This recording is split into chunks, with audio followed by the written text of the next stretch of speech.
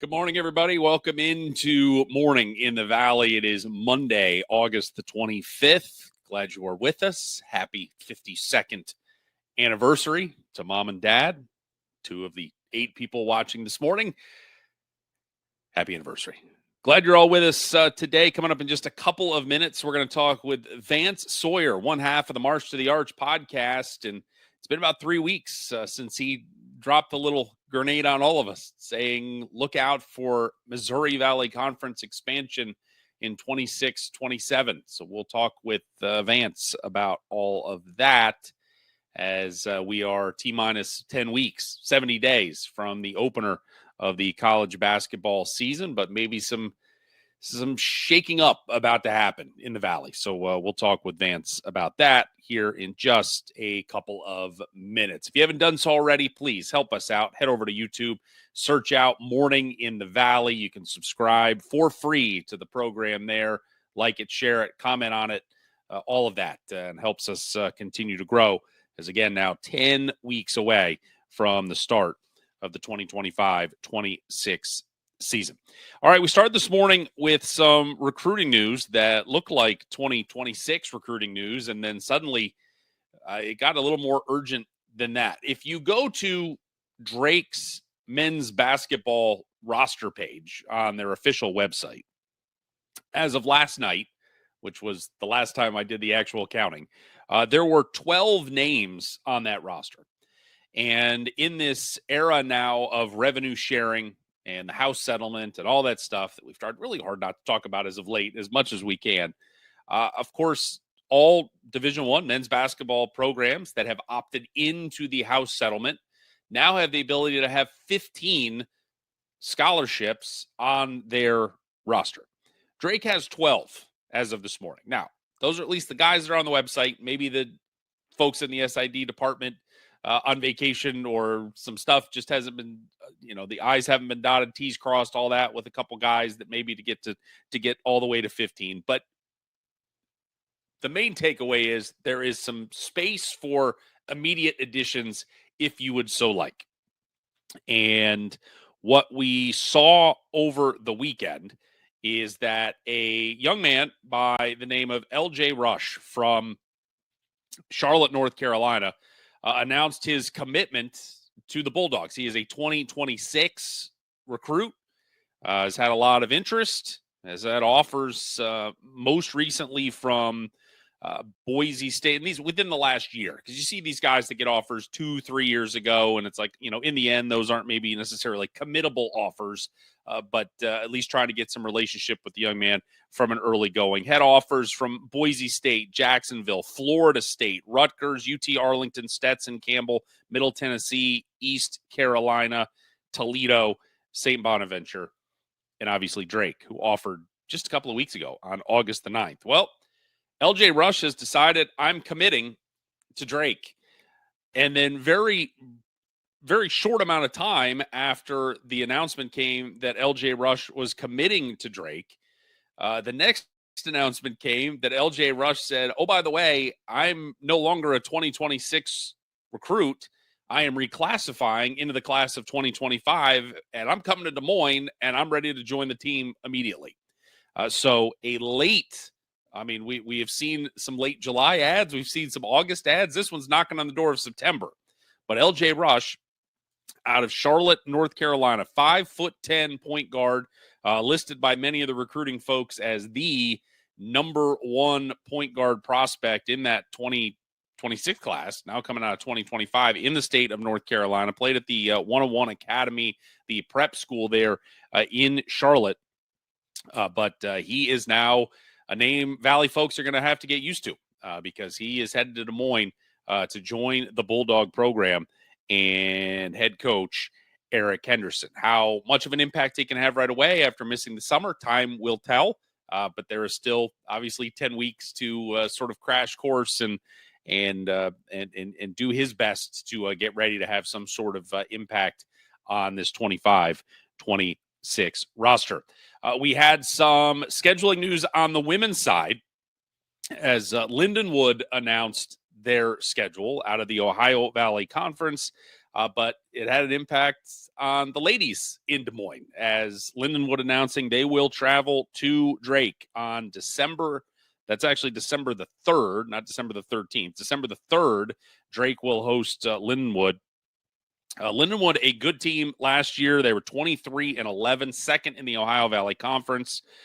They were 16-4 in the league, lost to Tennessee Tech in overtime in the OVC tournament championship game. So had a chance to get to the NCAA tournament.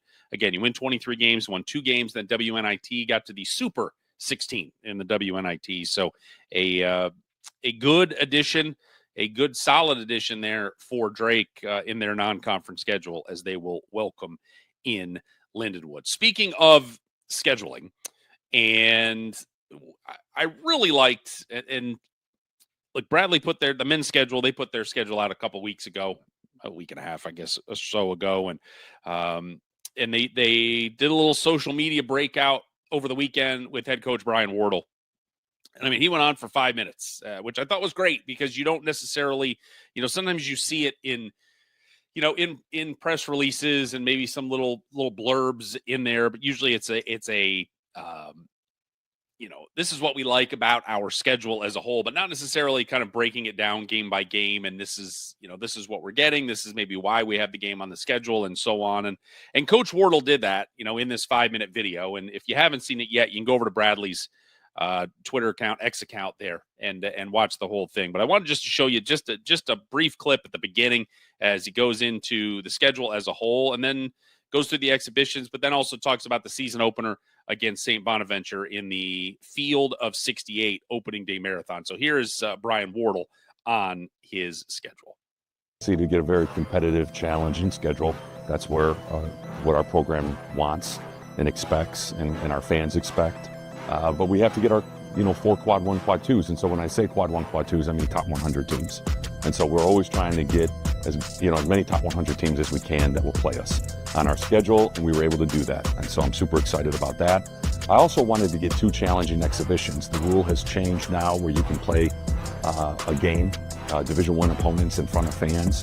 And we were able to do that with going to Green Bay for an exhibition back where I used to coach, and also bringing St. Louis here to Peoria. So I'm very excited about that, because we're going to need that high level of competition, see what everyone can do, different lineups, different scenarios, different defenses, offenses, all that. So I wanted to challenge us in the exhibitions, and then definitely had to get our 4 quad 1 and quad 2s. I believe they've had 4 20-win seasons out of the last 5. Mark Schmidt is a great coach. I got a lot of respect for him. They're going to return, I think, as a top 5 team in the Atlantic 10. So we're going to be right out of the gate, neutral site, in a really cool tournament that Field of 68 puts on. I got the guys' attention, and I like playing someone really good first game of the year, because you got your guys' attention all off season, especially as you get closer to game day. And that was a similar message to what Coach Wardle talked with me about when we had him on 3-4 weeks ago. Of just, you love that early game. It's something you can build to. You're not playing some NAIA program to open the year where the guys are kind of like, whatever. St. Bonaventure is legit, and so that will be a good game for them. And again, you listen. He kind of goes through the whole schedule. Again, go to Bradley's Twitter account. You can hear all of that. But the games that are really highlighted, as he talked about, those 4 Q1, Q2 games, are going to San Francisco.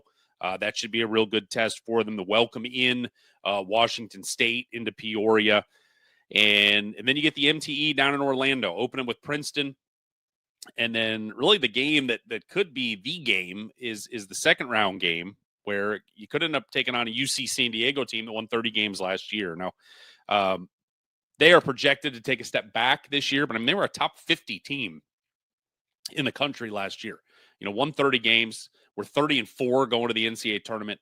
And so the Q1, Q2, sort of the scheduling principles. Everybody's supposed to have 4 of those at least on their schedule in the non-conference. And there's some fuzzy math in it, only because you are asking, this is all, again, projections. And we are hoping these teams are going to be a quality opponent for us this year to help our schedule. Again, I beat on the drum from a year ago. Drake in that MTE, playing a Miami of Florida team, getting a win over Miami of Florida, thinking that's great, and then they stunk. So it's like, that happens sometime. But in the next breath, I don't know the people that put UC San Diego on their schedule a year ago thought that was going to end up being a top 50 game, but it was. So I think my understanding is that they sort of take there's sort of a rolling average of a couple of years, and over a couple of years they get into that top 100 range, and that's sort of the pool of teams that the Valley teams can go choose from. But in the end, you've got San Francisco, you got Washington State, you have Princeton, you might get UC San Diego or Temple in the next game, which is another potential really nice game as well on the board for Brian Wardle. So go check that out. It's about 5 minutes long, and I thought it was really well done by the program and their social media team, just sort of getting some content out, but getting Coach Wardle talk about it's not the most groundbreaking information, but it also this is what we're trying to do, and this is what we tried to accomplish, and this is what we got from a scheduling standpoint. All right, time now for our conversation with Vance Sawyer. He is the co-host of the March to the Arch podcast, and it was 22 days ago. March. I wish we could get to March. I don't know if I want to go back to March or get ahead to March. We all love March. August the 2nd. It was about 7:30 p.m., I believe, and he sort of threw out I'm hearing the Missouri Valley Conference will expand to 14 teams in 26-27, and that got everybody stirred up. So we're going to talk with Vance in just a moment. He is somebody now that lives up in the Bloomington, Illinois area. He is a grown man with a family and a child, and the whole thing. And it's he and I sort of indirectly go way back when I was in the TV world, and he grew up in Metropolis, Illinois, which is on the southern tip of Illinois. And we were, I did TV in Paducah, Kentucky, which is just 10 minutes away from that. And so we before we got on and recorded this conversation last night, we were laughing about one of my very first games covering Southern Illinois at the SIU Arena, and these two little kids came running up and recognized me, which was amazing, because we were sort of in enemy territory, just the way the TV markets are set up, that you just didn't expect anybody in Carbondale to have any idea, an hour and change away from Paducah, to have any idea who we were. And then these two little kids came up and were like, Jeff Bidwell, and it's awesome to see you. And I mean, I don't know, 12 maybe. And then he's like, oh, we're from Metropolis. And I was like, all right, well, that doesn't count, because you're right down the road. So I would hope you would know who we were. You would recognize us at the very least. But we were talking about that, and I was like, do you think that was you?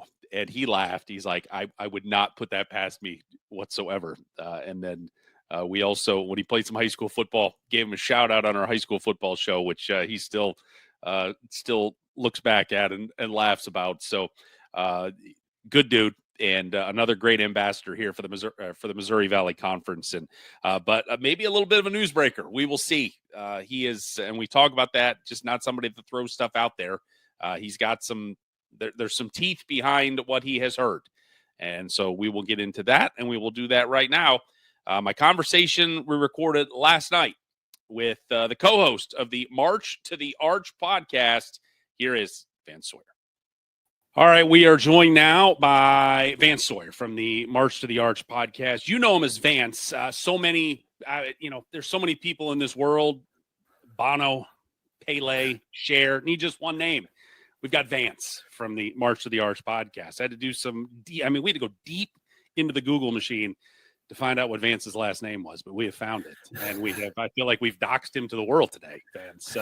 Welcome to Morning in the Valley. We had your partner Baker on a couple weeks ago, and really the main thing I took out of that conversation was that he feels like he does most of the heavy lifting on the podcast. Do you care to comment on that? He does a lot of things behind the scenes. He is the glue guy. He does a lot of the heavy lifting, and I am glad he is my partner in crime, Jeff. Thanks for having me on. Happy to do it. You two are wonderful ambassadors for the league, despite the fact that your favorite team allegiances seems to always be just waiting for somebody to punch the other one in the nose. So it has been 3 weeks ago that you sort of lit the fuse and threw the grenade and walked away from it. And hey, everybody, next year I'm hearing that 14 teams are coming to the Valley. What has been if you could best sum up sort of the response that you've gotten from all corners of the Missouri Valley Conference after that little Sunday night Vance bomb that got dropped? Yeah, I would say I would summarize it maybe 2 words: intrigue and disdain. Are the 2 words I would use to kind of summarize the interactions I've gotten, whether it be, you asking all the other Valley, I would say connections we've made over the years with the March to Arch podcast.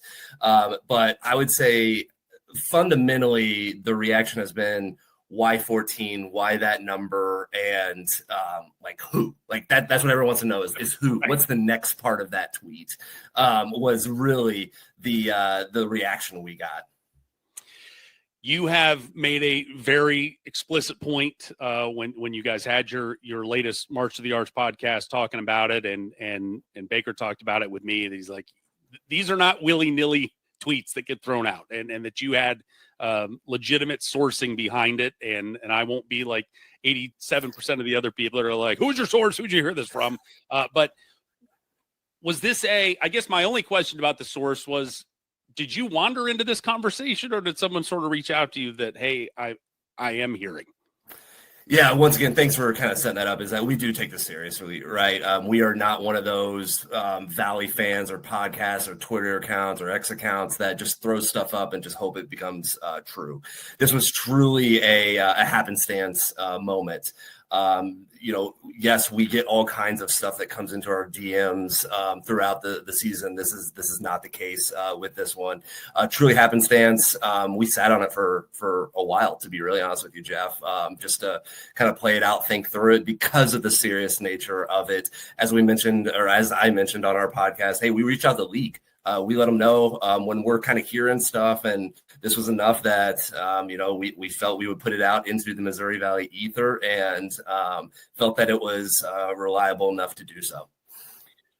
How does that conversation happen with the Valley? Like, are you calling? Is it Jack Watkins? Is it Mike Hearn? Are you going right to the top of the commissioner? All of the above, and how do they take whatever it is that you ask of them?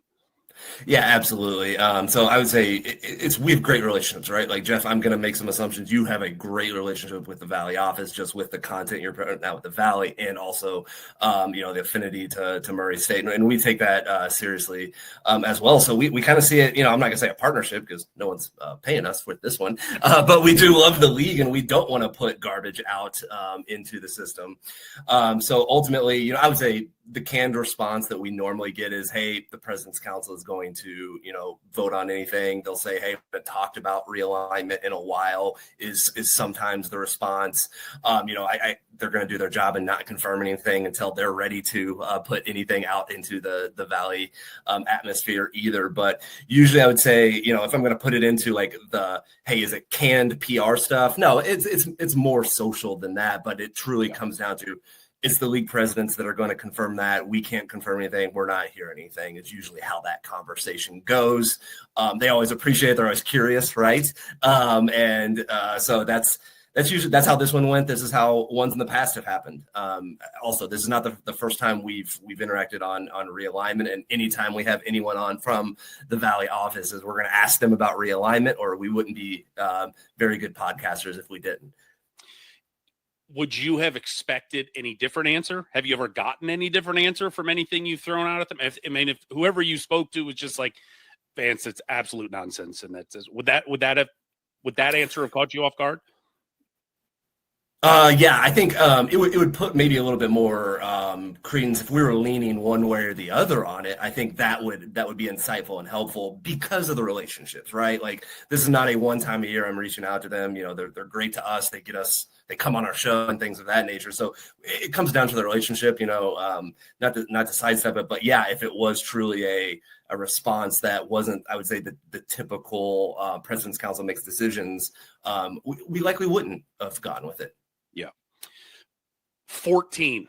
When you hear 14, what was, everybody had a reaction. What was your reaction to 14? That's a lot.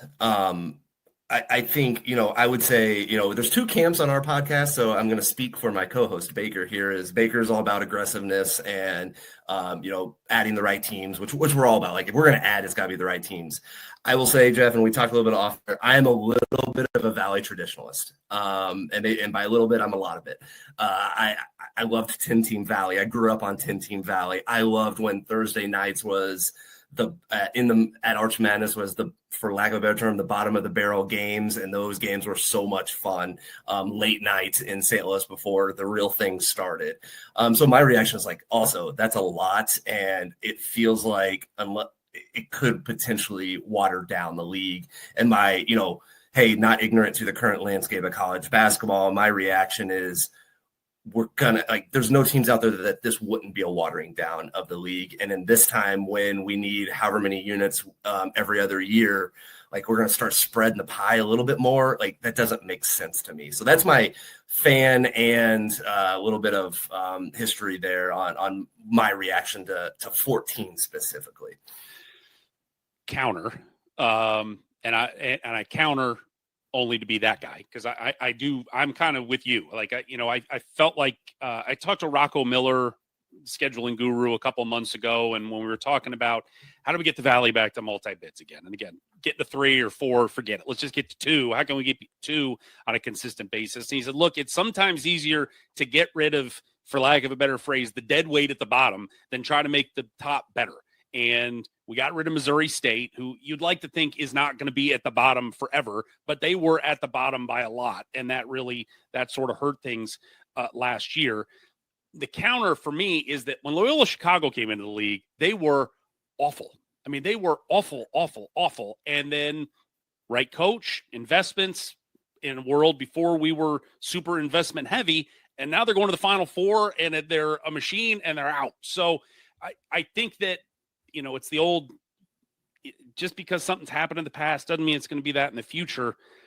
But that's a lot of dice rolling, I feel like, to go from 11 to 14, that you can get 3 teams that have maybe not been historically relevant to now suddenly make this giant investment and be good enough to help you. And that's the reaction I would expect, right? Is, everyone picks Loyola, as the standard bearer, and the Valley did for Loyola what the Valley wanted whenever they brought in Loyola to the conference. I just kind of look out the landscape, and just with the NIL and just the dollars in it right now, how many of those teams still exist? I think in the realignment talk, there maybe is one out there that's ready to invest all in on basketball. I think right now is current Missouri Valley Conference teams have to decide which foot are they going to be in and what sport, if they have that option. I know that's not the Valley makeup for all schools, but I think we got to kind of like fix our own house before we start bringing others in, using the investment word specifically. Okay. Whether it's 12, whether it's 14, if there's bodies coming. I can't believe that we're going to stay with 11 forever, as much as I like round numbers and it's a true round robin and coaches seem to be happy with that and so on, that folks are coming. So if you get to be king for the day, we'll start with 1. Who's your 1 that you would want it to come in to be number 12? Yeah, absolutely. And this, I've said this on the podcast, maybe not most recent episode, but the first call I would make if I was Jeff Jackson or the President's Council is to Wichita State and make them tell us no. Wow.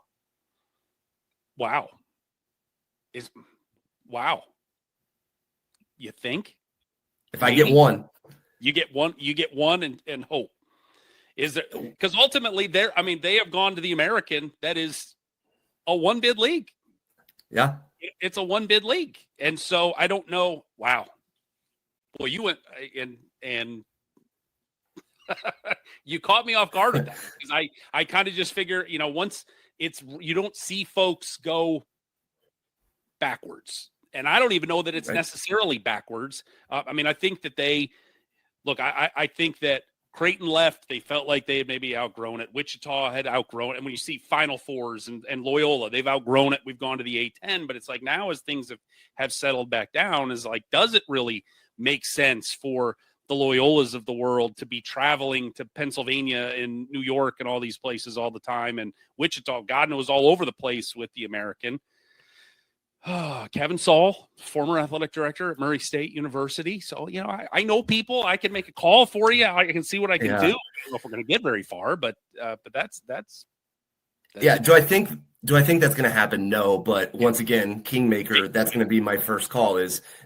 For all intents and purposes, I don't think they're really happy with the American. It's not a good fit for them. Fans we do interact with, they're always just like, gosh, I miss the Valley. I miss Arch Madness. This is a shell of what it is. Wichita State basketball is a shell of what it was, in the post Greg Marshall landscape. And so I think they kind of are looking for a reset. And I don't even know if they would look at it as a step back. Like, do I think they think they're better than the Missouri Valley Conference? Absolutely. They showed that on their way out. But the world has kind of imploded around them. So I think it's worth the call. I think that I think you could draw comparisons with Wichita to Southern Illinois in that it is really, you have to be commended when you are able to put together a run that goes 4, 5, 6 years, but it is hard to maintain and it is hard to continue. And obviously the Salukis now go, 2007, you got Kansas on the ropes in the Sweet 16. You've gone 6 years in a row. You are the dominant mid-major program. And then the water got turned off for 100 reasons, but the water's been turned off and it hasn't been able to come back on. I think Wichita's going through that a little bit right now, where they're like, hey, we're going to Final Fours and we're unbeaten and we're number one and this and that. I'm like, you don't think it's ever going to end, but eventually it does. And really the only ones maybe that has left and been able to sustain, it's been Creighton, and they've got, they're in that major hub and such a financial, gee whiz. That is you give them all the credit in the world for being able to continue. So, all right, from let's not call old friends. We need some new friends and folks that are probably coming from lower levels up, or maybe somewhere, somewhat similar, but not coming back down. Who is maybe the more realistic phone call of someone that would take the call, but then also go, yep, that's a good move for us. Yeah. And once again, this is all Vance's opinion. I think you have to decide on which geographic direction is the Valley going to go first in your head. Like, are you going to go north? Are you going to go south? Are you going to go east or west? I have this feeling we're going north if we do expand. I think St. Thomas is the no-brainer. I would say everyone online once it came out, like I think everyone's on board with St. Thomas is likely in that target group. I hear Omaha. I don't know if I'm excited about Omaha by any means, but I think didn't they just go D1 and getting acclimated? And so I'm hearing, or you can make a case for Omaha because we've been in that we have a footprint there. And then one that I've always talked about that I've wanted is Wisconsin Milwaukee out of the horizon. I'd say we've gotten enough of the Horizon teams out. They're the last one that I would say, hey, they're ideal and make a pretty good fit. You got travel partners for some of the northern teams. You've got UIC as a travel partner if you needed it there. I think Milwaukee is a pretty good destination for a lot of fans to go see maybe their alma maters that aren't University of Wisconsin-Milwaukee play a game in a big city. So those are three that I think are realistic and would say yes to the Valley in my mind. And maybe this is just Kentucky bias, and honestly, they've never even popped into my head until just now. But when you're kind of looking around and you're like, Bellarmine. A team that's another new transition. I think they've been in D1 for 5 years, but they were a Division II power. They won the A-Sun, didn't get to go to the NCAA tournament because they hadn't gone the 5 years. They've fallen off the last couple of years, but again, somebody that's it's dead in the heart of Louisville. They play at Freedom Hall. I mean, and I guess that's the next question is just we hear about geography and TV markets and, living through, in the OVC, hey, we got St. Louis because we got SIU Edwardsville. You did not. Hey, we got Chicago because we got Loyola and we got UIC. And it's like, you did not until Loyola had Sister Jean and you got to the Final Four. What are you looking for? Like, what is the number one on the wish list of that makes them a viable candidate to me that I think they can come help us no matter where they are right now as a program? What's that quality you're looking for? Basketball investment. And so whether that's they don't have football, that's likely the number one criteria for me. But if they do have football, it's almost like a Drake. Drake has football, but they don't pump money into it. So that is what I'm looking for is investment in basketball, or at least equitable investment in basketball compared to other revenue sports they might have there. Because honestly, I didn't know this because I know zilch about college hockey, but St. Thomas and maybe Omaha are really big D1 hockey schools. Who knew? And so they're like, well, basketball's not even their number one sport either. I was like, well, in the grand scheme of things, by default, basketball is their number one sport when it comes to NCAA money.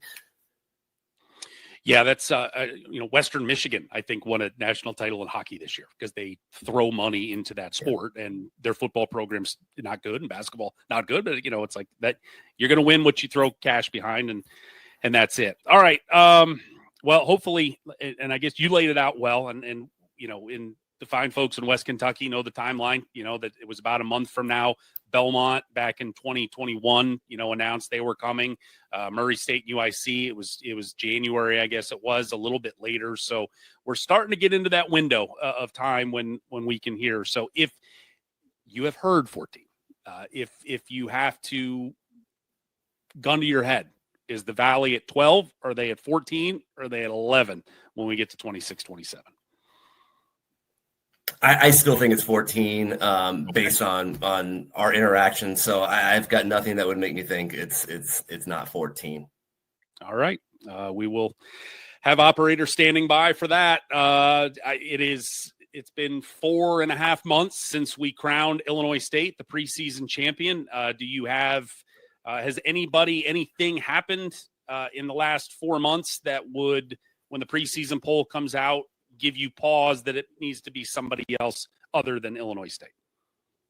I don't think so. Maybe what you're alluding to there is Bowden Schoenberg's injury news that could hamper some of that, the Illinois State love early on. I think I truly think when the preseason comes out, it's going to be Illinois State. I think Valley media and those that vote in those polls love teams that have returning players coming back because we don't know in the NIL and transfer age what some of these pieces are going to look like. It pains me to say this, Jeff, but I think one of the biggest ceilings out there is Murray State. I think you brought in a ton of talent that maybe towards the end of the year, I think they could be right there fighting for it. Baker and I kind of talk about, we think there's probably 5 teams that could arguably be there at the end fighting for first place. And that's what's going to be fun about this year is, making sure that we all don't beat up on each other all the time to put us in a position to get 2 teams into the NCAA tournament. So Illinois State, Northern Iowa, Bradley, Murray State, Belmont. That's the 5. I think on paper that makes sense. I think Bradley could be at the bottom of that. Belmont maybe at the bottom that could come off. Like, I think we've got a ton of teams that could, like Southern. There's a lot of talent, and it's probably one of the tallest SIU teams I've ever seen as an SIU fan. And so I'm pretty excited about that in year 2 of Scott Nagy. And then Drake's another unknown. You talk about teams that are in that danger zone of, hey, they're riding the high. They've been riding the high for years. This is now your 3rd coach. We know what happened to SIU when they got into their 3rd coach. And so I think this is going to be a bellwether year for them, but I really like Henderson too. So, I think I just named half of the Missouri Valley Conference. And so I don't know if I feel any better about this conversation on who could actually win the league by the end of the year, other than Illinois State's going to be preseason number 1. I feel queasy that I left a 3-time defending champion Drake Bulldogs out of the top 5 there. I know. Just feel sick about that. So, all right. So we'll make them even 5.5. I feel like they need to be in that top 6. Who from, if we just say that they are part of the top 6, the bottom 6, who is most likely, and you may have tipped your hand there with the hometown boys, who can crash, who can be Valpo and crash the party and get to Saturday, at least in St. Louis this year, you think? Yeah, I mean, I tip my hand, and yes, it's going to be a homer pick, but I truly do think it's SIU. I mean, look at what happened to SIU last year when conference season rolled around. Absolutely atrocious at the beginning, and then they got things rolling and was fighting for a, one of the buys, towards the end of the year. And so, I've got to interact with Coach Nagy a couple of times. If they can get it rolling late, watch out. He is Vance Sawyer. He is the co-host of the March to the Arch podcast, and he is, without question, a Massac County high school football legend. And we are glad that you're able to join us today on Morning in the Valley. Vance, I appreciate you as always. Look forward to each and every episode of the podcast, and make sure, go ahead and pump that out. Get that out to the 8 people listening here today, how they can listen to March to the Arch podcast. Yeah, absolutely. Spotify, Apple Podcasts, anywhere you can listen to podcasts, you can listen to us. We try to pump out things weekly when we get in season. In the summer, it's usually about once a month. We try and do it. But if you want to follow along on X, I am at March Arch Pod. It's on the screen here. If you want to follow my co-host, Baker, at March Arch Baker. If you want to email us, marchthearchmailbag@gmail.com, or just hit us up. All of that is listed on our X account as well. So we love the interactions. We love getting DMs. We love Valley fandom. That's why we did this. Is we are 2 Valley fans. We're not big J's like Jeff Bidwell over here. We are truly fans that have kind of created a community and love having conversations with that community, which is why we end every episode with a Go Valley. There is Vance Sawyer, and appreciate his time last night. It's going to be fascinating to watch here in the coming weeks, and really maybe coming weeks. But certainly as we get towards the top of the, flipping the calendar to 2026, when the expansion, if it happens, how it is rolled out.